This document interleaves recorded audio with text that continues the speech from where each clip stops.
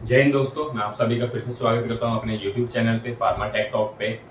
जैसे कि हमने प्रीवियस क्लासेस के अंदर एंजाइम इनहिबिटर्स के बारे में बात करा था, एंजाइम्स के बारे में हमने पढ़ लिया था।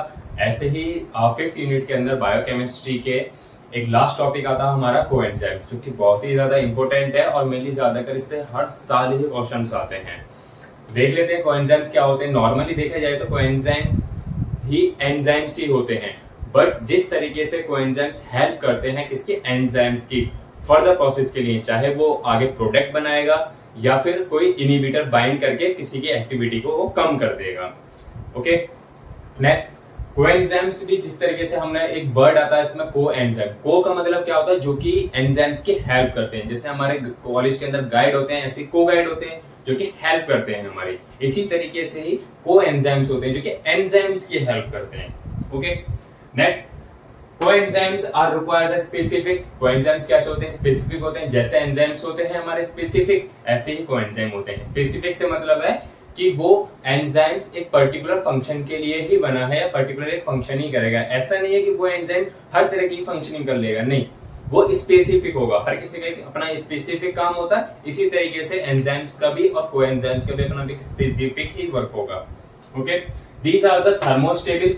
ऑब्वियस सी बात है, अगर कोई भी एंजाइम्स है, अगर हम उसको हीट दे दें तो हो सकता है उसकी एक्टिविटी अल्टर कर जाए, बिगड़ जाए। ठीक है, तो उनको थर्मोस्टेबल होना बहुत जरूरी है। अगर वो स्टेबल नहीं रहेंगे वो इजीली वर्क नहीं कर पाएंगे। ओके, नेक्स्ट आता है हमारा लो मॉलिक्यूलर वेट। इनका कैसा होना चाहिए? लो मॉलिक्यूलर वेट होना चाहिए। Next, these are the coenzymes are the non protein organic substances। ये इंपॉर्टेंट पॉइंट्स है इसमें कि कोएंजाइम्स कैसे होते हैं? नॉन प्रोटीन ऑर्गेनिक सब्सटेंसेस होते हैं। बट देखा जाए एंजाइम्स कैसे होते हैं? प्रोटीन पोर्शंस होते हैं हमारे, बट ये क्या है? एक ऑर्गेनिक कंपाउंड्स या ऑर्गेनिक सब्सटेंसेस होते हैं हमारे कोएंजाइम्स। ओके, प्रोटीन्स नहीं होते, ध्यान रखिएगा, कोएंजाइम्स प्रोटीन नहीं होते हैं, ऑर्गेनिक सब्सटेंसेस होते हैं, वो भी non proteins. Next, The coenzymes may be bind covalently और non covalently। ठीक है, जैसे कि हमारे एंजाइम्स बाइंड कर रहे थे, कोवेलेंटली बाइंड कर रहे थे, नॉन कोवेलेंटली बाइंड कर रहे थे, इसी तरीके से कोएंजाइम्स भी हमारे कोवेलेंटली और नॉन कोवेलेंटली दोनों तरीके से बाइंड करते हैं। किसके साथ में? एपो एंजाइम्स के साथ में। अब ये एपो एंजाइम्स क्या है? देखो, एपो एंजाइम्स भी एक एंजाइम ही है, बट वो किसकी फॉर्म में होते हैं? वो इनएक्टिव फॉर्म में होता है। एपो एंजाइम्स क्या होते हैं? These are the enzymes are in inactive forms. कैसे होते हैं? इनएक्टिव फॉर्म्स के अंदर होते हैं। जब उनके पास में एक कोएंजाइम जाके बाइंड करेगा तब वो एक्टिव फॉर्म में आ जाएंगे, और उस फॉर्म को हम क्या बोलते हैं? Holo enzyme. क्या बोलते हैं हम उसको? होलो एंजाइम्स। ओके, देखिए फॉर एग्जांपल यहाँ पे मैंने डायग्राम बनाया हुआ है। ये हमारा एक एपो एंजाइम है जो कि कैसा है? प्रोटीन पोर्शन है। सिर्फ एपो एंजाइम्स हमारे प्रोटीन पोर्शंस होते हैं, को एंजाइम्स हमारे नॉन प्रोटीन पोर्शन होते हैं, ध्यान रखिएगा। ठीक है, ये किसकी फॉर्म में है? इनएक्टिव की फॉर्म में है। एपो एंजाइम्स कैसा है? हमारा इनएक्टिव की फॉर्म में। जैसे ही इसके पास में हमारा कोएंजाइम जाके बाइंड करेगा, ये देखिए जिस तरीके से यहाँ पे हमारा ये कोएंजाइम है, ये जाके हमारा यहाँ पे क्या कर गया? बाइंड कर गया, जिसकी वजह से ये फॉर्म कैसी हो गई है? एक्टिव हो चुकी है। कैसी हो गई है? एक्टिव हो चुकी है। अब इस टाइप का जो एंजाइम्स होते हैं, जो कि एक्टिव फॉर्म कब बना? एपो एंजाइम प्लस कोएंजाइम, उसके बाद क्या बनाया? Holoenzyme. These are the active form. Then इसके बाद में हमारा कोई भी सबस्ट्रेट आ सकता है या फिर इनहिबिटर आके बाइंड करेगा हमारे इस पे, क्योंकि जैसे एंजाइम्स में सबस्ट्रेट आया, सबस्ट्रेट के साथ में मिलकर उसने प्रोडक्ट बनाया, इनहिबिटर आया तो कोई भी प्रोडक्ट फॉर्म नहीं होगा। सेम इसी तरीके से ही यहाँ पे जब कोएंजाइम आके बाइंड कर जाएगा, देन उसके बाद में सबस्ट्रेट या इनहिबिटर आके बाइंड करेंगे। और कोएंजाइम्स किस तरीके से हेल्प करेगा? देखिए, एंजाइम्स में जो केमिकल रिएक्शंस हमारी हो रही थी वो और ज्यादा फास्ट हो जाएगी अगर हम कोएंजाइम्स भी उसमें ऐड करा देते हैं। ओके, नेक्स्ट आता है हमारा classification of coenzymes. Coenzymes mainly 2 classified में डिवाइडेड है। पहले क्या है? वो ग्रुप जो कि हमारे ट्रांसफर कर देते हैं पूरे के पूरे, और जो भी हमारा ग्रुप होगा पूरे ग्रुप को ट्रांसफर कर दिया है, या फिर दूसरे होते हैं जो सिर्फ हाइड्रोजन्स को ट्रांसफर करते हैं। ठीक है, पहले क्या होता है? द ट्रांसफर ऑफ ग्रुप्स, वो पूरा ग्रुप ही ट्रांसफर कर देते हैं अदर देन द हाइड्रोजन के अलावा। दूसरे कौन से होते हैं? जो सिर्फ हाइड्रोजन्स को ट्रांसफर कर देते हैं, पूरा ग्रुप ट्रांसफर नहीं होता है। फॉर एग्जाम्पल जैसे कि अगर हम बात करें for transfer of a group other than hydrogen, जैसे कि इसमें आता है sugar phosphate, biotin, lipoic acid और carbamide coenzymes. These are the examples of a transfer of proteins, transfer of group other than the hydrogen. Next आते हैं हमारे transfer of hydrogens. इसमें कौन सा आता है हमारा NAD, NADP, FAD और लिपोइक एसिड। देखिएगा लिपोइक एसिड दोनों में कॉमन है, ठीक है, ओके। देन नेक्स्ट आता है हमारा therapeutical and diagnostic application of enzymes. Therapeutical and diagnostic application of enzymes, mainly enzymes का थेरेप्यूटिकल एक्शन क्या होता है, हमारी बॉडी पे फार्माकोलॉजिकल एक्शन क्या होता है, और एंजाइम्स की हेल्प से हम कैसे किसी भी डिजीज को डायग्नोस कर सकते हैं। तो मेनली हमारे बॉडी के जो फ्लूइड्स होते हैं या फिर ब्लड्स वगैरह हो गया, ठीक है, उनकी फिजियोलॉजी पता लगाने के लिए भी हम एंजाइम्स का इस्तेमाल करते हैं, ठीक है। पहला क्या है, to estimate the serum and the body fluid for the diagnosis. Body fluid और सीरम्स के लिए हम डायग्नोसिस पता करने के लिए हम इस्तेमाल करते हैं। नेक्स्ट क्या है, enzymes used in a laboratory reagent. Enzymes को हम किसकी तरह इस्तेमाल करते हैं, एक रिएजेंट की तरह भी इस्तेमाल करते हैं, जैसे कि फॉर एग्जांपल ग्लूकोज ऑक्सीडेज के अंदर, सीरम यूरिक एसिड और यूरिया इन ब्लड और बॉडी फ्लूइड के अंदर इस्तेमाल करते हैं। नेक्स्ट आता है हमारा थेरेप्यूटिकल यूज ऑफ एंजाइम्स। आपको पता ही है थेरेप्यूटिकल मतलब फार्माकोलॉजिकल एक्शन जो हमारी बॉडी के अंदर इस्तेमाल होते हैं, या फिर फार्माकोलॉजिकल एक्शन जो होते हैं उनका भी बहुत बड़ा रोल होता है एंजाइम्स का। जैसे कोई भी अपना खाना वाना खाया है, खाना खाने के बाद में उसको डाइजेस्ट करना है, ठीक है, पेप्सिन आते हैं, ट्रिप्सिन आते हैं, ठीक है, ये दीज आर द एंजाइम्स जो कि हमारे डाइजेशन में भी हेल्प कराते हैं। नेक्स्ट आता है हमारा therapeutical and diagnostic applications of isoenzyme. देखिए आइसो एंजाइम्स मैं यहाँ पे एक्सप्लेन करना चाहूंगा। आइसो एंजाइम्स मतलब क्या होता है, आइसो मतलब होता है सेम, एंजाइम मतलब नॉर्मली एंजाइम ही होता है, मतलब these are the multiple forms of enzyme. जैसे हम केमिस्ट्री में पढ़ते हैं ना आइसोमर्स, आइसोमर्स की डेफिनेशन क्या होती है, और कमेंट्स में लिखिएगा सारी डेफिनेशंस क्या होती हैं आइसोमर्स की। तो ठीक है मैं बता देता हूँ। These are the same molecular formula but different in structure. ऐसे कंपाउंड्स जिनका सेम मॉलिक्यूलर फॉर्मूला होता बट स्ट्रक्चर कैसे होते हैं, डिफरेंट होता। तो सेम इसी तरीके से आइसो एंजाइम्स में भी होगा। आइसो एंजाइम्स क्या होंगे, सेम होंगे बट उनके अंदर जो अमाइनो एसिड्स का जो सीक्वेंस होगा वो कैसा होगा, डिफरेंट होगा। मैंने बताया था कि देखो जो प्रोटीन्स होते हैं वो किससे मिलकर बने होते हैं, amino acids. The proteins are the group chain of amino acid या long chain of amino acids, ठीक है। और एंजाइम्स जो होते हैं वो किससे मिलके बने हुए हैं, प्रोटीन्स के। देखा जाए तो हमारे अमाइनो एसिड्स के ही प्रोटीन बने हुए हैं, ठीक है, या फिर उनकी चेन के। तो अगर डिफरेंट सीक्वेंस कर दे हम अमाइनो एसिड्स की, तो डिफरेंट हमारे एंजाइम्स फॉर्म होंगे जिनकी सबकी मिसरमेंटन कांस्टेंट जो है या फिर Km वैल्यू वो सबकी डिफरेंट हो जाएगी टाइम के हिसाब से। देखिए देख लीजिएगा क्या होता। Isozymes are also known as the isoenzyme. Isozymes और आइसो एंजाइम दोनों चीजें सेम हैं, ठीक है। In biochemistry isozymes also known as isoenzyme. Isoenzymes को हम क्या बोलते हैं, isozymes. These are the multiple form of enzymes. क्या होती है, मल्टीपल फॉर्म ऑफ एंजाइम्स। बहुत सारी फॉर्म्स होती हैं एंजाइम्स की, उनको हम क्या बोलते हैं, iso enzymes. Isozymes are the enzymes that differ in amino acid sequence. कैसे होते हैं, different amino acid sequence. Next, catalyze the same chemical reactions. और ये क्या करते हैं, सेम केमिकल रिएक्शन को ही कैटेलाइज करते हैं या फिर सेम केमिकल रिएक्शन को ही चेंज करते हैं या फिर जो भी प्रोडक्ट बनेगा bye the different sequence of amino acids. Okay देखिए नॉर्मली मैं फिर से बता देता हूँ आइसो एंजाइम्स क्या होते हैं या फिर आइसो एंजाइम्स, एक ही बात है। आइसो का मतलब होता है सेम, ठीक है, तो या फिर different type of enzymes which act on a same chemical reaction, जो कि एक ही केमिकल रिएक्शन पे ही जाके वर्क करते हैं बट एंजाइम्स डिफरेंट होंगे, ठीक है। या फिर सपोज करिए कि 10 अमाइनो एसिड की कोई चेन है, उस 10 अमाइनो एसिड की जो चेन है उसको हम डिफरेंट हो सकता है ब्रांच बना दे, 10 अमाइनो एसिड्स का ही ब्रांच बना दे। ठीक है, जैसे कि मैं बना के दिखा देता हूँ आपको। यहाँ पे सपोज करिए ये ए बी इस तरीके से ऐसे करके बहुत सारे चेंज हुए हैं। एक तो ये स्ट्रेट चेन हो गया। अगर मैं देखो 1 2 3 4 5 इसमें 5 अमीनो एसिड है, इसको अगर मैं चेंज करना चाहूंगा, देखो एक यहाँ लिख लिया, एक यहाँ पर, एक यहाँ पर, एक यहाँ पर और एक यहाँ पर। देखिए सेम अमीनो एसिड है, इसमें भी 5 है और इसमें भी 5 अमीनो एसिड है, बट देखो सीक्वेंस में डिफरेंस है इनके। ठीक है, तो इसी तरीके से ही एंजाइम सेम रहेंगे, अमीनो एसिड सेम रहेंगे, बट उनका सीक्वेंस चेंज हो जाएगा। ओके, इसीलिए वो क्या करेंगे, डिफरेंट अमीनो एसिड की सीक्वेंस होगी, बट जो केमिकल रिएक्शन पे जो कैटलाइज करेंगे वो सेम केमिकल रिएक्शन पे होगा। Okay, iso enzyme have a different kinetic parameter. इसी की वजह से हर एक एंजाइम्स का डिफरेंट काइनेटिक पैरामीटर होगा।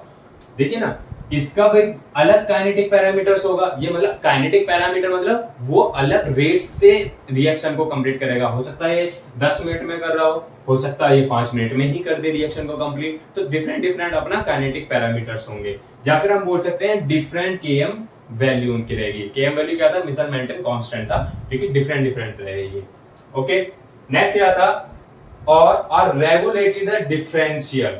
ठीक है, इसी की वजह से हम हर एक अमीनो एसिड को डिफरेंस कर सकते हैं या फिर बता सकते हैं। देखिए सेम अमीनो एसिड है बट सीक्वेंस उनके अलग है, उनका डिफरेंट काइनेटिक पैरामीटर्स है, उसी की बेसिस पे ही हम उनको डिस्टिंग्विश कर सकते हैं अलग अलग। ओके, नेक्स्ट आता है, in many cases isoenzymes are uncoded by the homologous gene that have a diversed over time.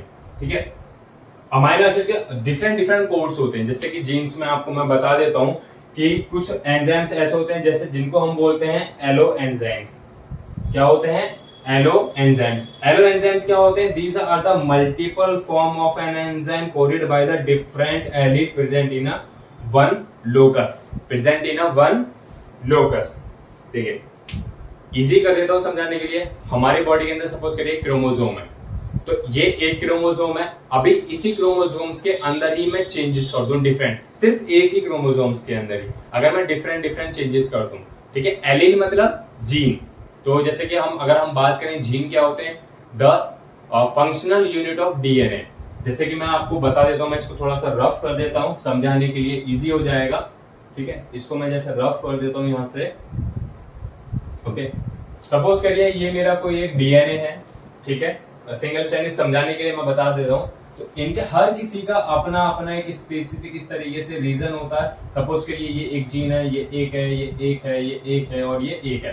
तो 1 2 3 4 5 जीन हो गए। इन सब के अपने अलग अलग पर्टिकुलर फंक्शन होंगे। तो ये जीन हो गया, तो इनको क्या बोलते हैं हम, the functional unit of DNA, या फिर the smallest segment of A DNA is called gene.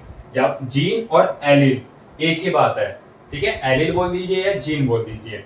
तो अगर हम डिफरेंट इन जीन्स का क्या करते हैं, डिफरेंट करते हैं, अलग अलग, इसको चेंज कर दें, इसको चेंज कर दें, सिर्फ सेम ही डीएनए के अंदर या सेम ही क्रोमोसोम्स के अंदर अगर हम इनको चेंज कर दें तो वो तो होते हैं हमारे एलो एंजाइम्स। ओके, और आइसो एंजाइम्स क्या होते हैं, आइसो एंजाइम्स के अंदर देखिए ये भी मल्टीपल फॉर्म होती है ऑफ एंजाइम्स की, बट ये जो कोडेड होती है ना, जो अमीनो एसिड्स का जो कोड हम करते हैं वो डिफरेंट जीन्स करते हैं, present in a different loci, different allele या डिफरेंट जीन। ठीक है, तो हम क्या करते हैं, डिफरेंट जीन्स लेते हैं, present in a different loci. यहाँ पे तो एक ही जीन लिया था, बट यहाँ पे अलग अलग जीन हम ले लेंगे, इसका अलग होगा, इसका अलग होगा, इस तरीके से अलग अलग डिफरेंट जीन्स पे या डिफरेंट क्रोमोसोम्स के ऊपर अगर हम चेंज कर दें तो वो क्या हो जाएगा हमारा आइसो एंजाइम्स। और एलो एंजाइम्स क्या होता, सेम ही क्रोमोसोम्स के ऊपर अगर हम चेंजेस कर दें। ठीक है, देखिए डीएनए भी हमारे किसके मिलके बने होते हैं, जब हमारा डीएनए बनता है ये हमारे राइबोसोम्स आते हैं, बीच में आरएनए होता है, यहाँ पे ऊपर क्या नाम है लार्ज यूनिट होती है और नीचे स्मॉल यूनिट होती है। जब यहाँ पे चलते तो अमाइनो एसिड्स आते हैं ना, यहाँ से इस तरीके से अमाइनो एसिड्स अंदर आते हैं, तब जाके हमारी प्रोटीन बनती है। ठीक है, और वो प्रोटीन है, प्रोटीन मतलब सपोज करिए कि देखिए कंफ्यूज मत रहिएगा बिल्कुल भी। ठीक है, बहुत ही ज्यादा इजी है, समझिए कैसे है। सपोज करिए हमारा एक आरएनए है, आरएनए स्ट्रैंड है, इस पे लार्ज सब यूनिट आके अटैच हो जाती है, यहाँ पे स्मॉल सब यूनिट आके अटैच है। राइबोसोम्स आ जाते हैं। ये क्या होते हैं? राइबोसोम्स। ठीक है, इसकी 3 साइट होती हैं इस तरीके से, ये लार्ज होती है और ये स्मॉल होती है। ऐसी होती है, ये लार्ज होती है और ये स्मॉल यूनिट होती है। जब यहाँ पे हमारे क्या होते हैं, जब टीआरएनए, कौन से? टीआरएनए हमारे अमाइनो एसिड्स को लेके आते हैं, यहाँ पर लेके आते हैं, फिर यहाँ पर जाते हैं, फिर यहाँ पर जाते हैं, इससे फिर बाहर निकल जाते हैं। ये धीरे धीरे सीक्वेंस ऐसे चलता रहता है और यहाँ पे क्या होता रहता है, हमारे अमाइनो एसिड्स की चेन बनती रहती है। क्या बनती रहती है? चेन बनती रहती है। मैं यहाँ बना देता हूँ, अमाइनो एसिड्स की ऐसे चेन बनती रहती है इस तरीके से। ठीक है, तो अगर हम बात करें the sequence of amino acid that forms the proteins, ये जो पूरी की पूरी चेन है क्या बनाएगी? प्रोटीन बनाएगी। और हमारे एंजाइम्स किसके मिलके बने होते हैं? प्रोटीन्स के बने होते हैं। हमारे एंजाइम्स किससे मिलके बने होते हैं? प्रोटीन्स के बने होते हैं। तो हो गया ना वही चीजें। तो एंजाइम्स प्रोटीन्स के मिलके बने होते हैं, प्रोटीन्स अमाइनो एसिड से मिलके बने होते हैं। इन्हीं अमाइनो एसिड के अंदर अगर हम चेंजेस कर दें तो वो डिफरेंट एलो एंजाइम्स हो सकता है, अगर सेम क्रोमोसोम्स पे कर रहे हैं। अगर डिफरेंट डिफरेंट क्रोमोसोम्स पे कर रहे हैं तो वो आइसो एंजाइम्स हो जाएंगे हमारे। सिंपल। Okay, thank you. अरे रुकिए रुकिए रुकिए, कहाँ जा रहे हैं? अभी इंपोर्टेंट पॉइंट तो रह गया है किसमें? ये नहीं समझना क्या एग्जाम में आ जाएगा फिर मेरे को मत बोलिएगा कि सर आपने फैक्टर अफेक्टिंग तो बताया ही नहीं, बीच में बता दिया सिर्फ टेम्परेचर अफेक्ट करता, और भी तो चीजें होती है ना जो अफेक्ट करती है हमारे एंजाइम्स की काइनेटिक्स को। तो देखिएगा, थोड़ा सा और देख के जाइए। फैक्टर अफेक्टिंग ऑफ एंजाइम्स, क्या फैक्टर अफेक्ट करता है? टेम्परेचर डायरेक्टली अफेक्ट करता है। ठीक है, अगर ज्यादा टेम्परेचर हो जाएगा तब भी एक्टिविटी बेकार होगी, कम टेम्परेचर रहेगा तब भी एक्टिविटी हमारी कम हो जाएगी। ठीक है, तो एक ऑप्टिमम टेम्परेचर रहना चाहिए किसी भी एक्टिविटी का। जैसे आप अपने खुद को देख लीजिए, हम एक ऑप्टिमम टेम्परेचर ही तो ना में अच्छे से काम कर पाएंगे। अगर ज्यादा टेम्परेचर करेंगे तब भी नहीं हो पाएगा, और बहुत ज्यादा कम टेम्परेचर कर देंगे तब भी हमसे काम नहीं हो पाएगा। तो एक ऑप्टिमम टेम्परेचर चाहिए होता हर किसी काम करने के लिए। ठीक है, तो the most of the activity of enzyme specific temperature, कैसा टेम्परेचर चाहिए होता है? स्पेसिफिक टेम्परेचर, या बोल दीजिए ऑप्टिमम टेम्परेचर चाहिए होता है, which call the optimum temperature, जिसको हम क्या बोलते हैं? ऑप्टिमम टेम्परेचर बोलते हैं। Okay, the temperature increase the total energy activity system will also increase. अगर हम टेम्परेचर को बढ़ा देंगे तो एक्टिविटी भी बढ़ जाएगी, बट एक ऑप्टिमम टेम्परेचर तक ही हम उसको बढ़ा सकते हैं। अगर ज्यादा बढ़ा दिया तो एक्टिविटी डिक्रीज करना स्टार्ट कर जाएगा। जैसे कि आप इस ग्राफ के अंदर देख सकते हैं, यहाँ पे हमारा क्या है? टेम्परेचर है 0 डिग्री से लेके मैंने 75 डिग्री तक ले लिया, आप 100 तक ले लीजिए, आपका मर्जी। ठीक है, एक ऑप्टिमम टेम्परेचर तक ही देखो। अगर लो कम टेम्परेचर रहेगा तो एक्टिविटी यहाँ पर है, सबसे मैक्सिमम एक्टिविटी कहाँ पर है? यहाँ पर है 100% एक्टिविटी। एंजाइम एक्टिविटी कैसी है? यहाँ पर 100% है। बट एक ऑप्टिमम टेम्परेचर पर, जिस टेम्परेचर पर वो एंजाइम सबसे ज्यादा सर्वाइव करता है, सबसे ज्यादा काम करेगा, जो एक सुटेबल इन्वायरमेंट उसके लिए चाहिए। सेम ही चीज आती है हमारे किसके लिए? The effect of pH. PH का भी सेम कंडीशन है। अगर एक ऑप्टिमम पीएच तक हमारा ये पीएच रहेगा तो ही, ऑप्टिमम पीएच कितना होता है हमारा? 4 से लेकर 9। तो हर एक एंजाइम के लिए एक अलग अलग पीएच होगा। तो मोस्ट ऑफ द केसेस के अंदर क्या है, जो एंजाइम्स का जो पीएच होता है 4 से लेकर 9 के बीच में ही रहता है। ठीक है, तो ये एक ऑप्टिमम पीएच लेवल होता है जिसके अंदर एंजाइम की एक्टिविटी सबसे ज्यादा होती है। ओके, देखिए रेंज, रेंज का मतलब वर्ड क्या होता है? हर बुक के अंदर ये जो ऑप्टिमम रेंज है, चाहे टेम्परेचर की हो, चाहे पीएच की हो, या किसी भी चीज की, जब भी रेंज वर्ड आ जाए इसका मतलब क्या है कि वो उसके बीच में लाई करता है, प्लस माइनस 1 2 हो सकता है। ठीक है, ओके, तो रेंज का ध्यान रखिएगा। रेंज जरूरी नहीं है कि एग्जैक्ट है, रेंज का मतलब है हर बुक के अंदर अलग अलग लिखा होगा, तो मतलब उन दोनों के बीच में लाई करेंगे, प्लस माइनस 1 2 हो सकता है। नेक्स्ट आता है effect of enzyme concentration. Obvious सी बात है, जितना ज्यादा कंसंट्रेशन ऑफ एंजाइम का रहेगा उतनी ज्यादा हमारी एक्टिविटी होगी, उतना ज्यादा हमारा प्रोडक्ट बनेगा। ओके, तो the velocity of enzyme reaction is directly proportional to the enzyme concentration. जितना ज्यादा एंजाइम कंसंट्रेशन को हम बढ़ाएंगे, ठीक है, देखिए एंजाइम का कंसंट्रेशन जितना ज्यादा इंक्रीज करेगा वो डायरेक्टली प्रोपोर्शनल है हमारे किसके? एंजाइम एक्टिविटी के। ये बढ़ेगा तो ये भी बढ़ेगा। ओके, नेक्स्ट आता है effect of product concentration. Obvious सी बात है, देखिए यहाँ पे थोड़ा सा ध्यान देने वाली बात है प्रोडक्ट कंसंट्रेशन पे। अगर प्रोडक्ट का कंसंट्रेशन एक्सेस अमाउंट में हो जा रहा है, कैसा हो जा रहा है, एक्सेस हो जा रहा है, तो मे लोअर द एंजाइमेटिक रिएक्शन, वो क्या कर देगा, कम कर देगा एंजाइमेटिक रिएक्शन को। क्यों? क्योंकि वो जो प्रोडक्ट है वो ऑक्यूपाई कर लेगा हमारी एक्टिव साइट्स ऑफ एक्टिवेटर्स की। जो एक्टिवेटर्स की जो एक्टिव साइट होती है, जैसे मेरा एंजाइम है, यहाँ पे इसकी एक्टिव साइट है, यहाँ पे जाके सबस्ट्रेट या फिर एक्टिवेटर आके बाइंड करेगा, देन वो क्या बनाएगा, प्रोडक्ट बनाएगा। अगर ये प्रोडक्ट की कंसंट्रेशन हमारी ज्यादा हो जाती है, तो ये प्रोडक्ट हमारा क्या करेगा, ये जो एक्टिव साइट है, इनकी एक्टिव साइट को ये ऑक्यूपाई कर लेगा, जिसकी वजह से ये रिएक्शन हमारी रिवर्स भी हो सकती है, ठीक है, या फिर एक्टिविटी हमारी डिक्रीज कर जाएगी। ओके, तो हमारी कंसंट्रेशन भी इसकी कैसी होनी चाहिए, एक ऑप्टिमम होनी चाहिए हमारी प्रोडक्ट की। ये नहीं है कि प्रोडक्ट बनता बहुत ज्यादा बन जाए, बहुत ज्यादा नहीं बनना, ठीक है। नेक्स्ट आता है इफेक्ट ऑफ सबस्ट्रेट कंसंट्रेशन। ये जैसे हम प्रीवियस क्लासेस में पढ़ चुके हैं, सबस्ट्रेट कंसंट्रेशन मतलब जितना ज्यादा सबस्ट्रेट का कंसंट्रेशन बढ़ेगा उतनी ही ज्यादा एक्टिविटी भी बढ़ेगी, ठीक है। देखिए इस तरीके से enzyme activity effect enzyme concentration, जितना ज्यादा कंसंट्रेशन होगा, जितना ज्यादा हमारा सबस्ट्रेट का कंसंट्रेशन होगा, उतनी ही ज्यादा एक्टिविटी भी होंगी हमारी। देख रहे हो ना, बिल्कुल एकदम लीनियर ग्राफ आ रहा है हमारा, स्ट्रेट लाइन। नेक्स्ट आता है इफेक्ट ऑफ एक्टिवेटर और कोएंजाइम। जैसे कोएंजाइम के बारे में तो मैंने अभी बताया, ये कोएंजाइम और तेज कर देंगे ना हमारी रिएक्शंस को। तो एक्टिवेटर कोएंजाइम डायरेक्टली अफेक्ट करेंगे रेट ऑफ रिएक्शन को। तो जितना ज्यादा कोएंजाइम्स या फिर एक्टिवेटर उस पर आएंगे, जितनी कंसंट्रेशन एक्टिवेटर्स की होगा, उतनी ही ज्यादा प्रोडक्ट बनेगा, उतना ही ज्यादा रेट ऑफ रिएक्शन इंक्रीज होगा। इसी का ही क्या था, इनहिबिटर। अगर जितने ज्यादा इनहिबिटर होंगे उतनी ही कम रेट ऑफ रिएक्शन हो जाएगी, तो ये भी डायरेक्टली अफेक्ट करेगा हमारे रेट ऑफ रिएक्शंस को। नेक्स्ट आता है इफेक्ट ऑफ टाइम। तो टाइम पे कैसे इफेक्ट करेगा, ऑब्वियस सी बात है, अगर हम टेम्परेचर ज्यादा बढ़ा देंगे या ज्यादा कम कर देंगे, तो टाइम भी उतना ही ज्यादा लगेगा हमारी प्रोडक्ट बनने में। तो एक ऑप्टिमम हमारा क्या होना चाहिए, टेम्परेचर होना चाहिए या फिर टाइम होना चाहिए। The time required for the completion of enzymatic reaction. Enzymatic reaction को कंप्लीट होने में कितना ज्यादा टाइम लग रहा है, 10 मिनट लग रहा है, 20 मिनट लग रहा है, समझ रहे हो ना।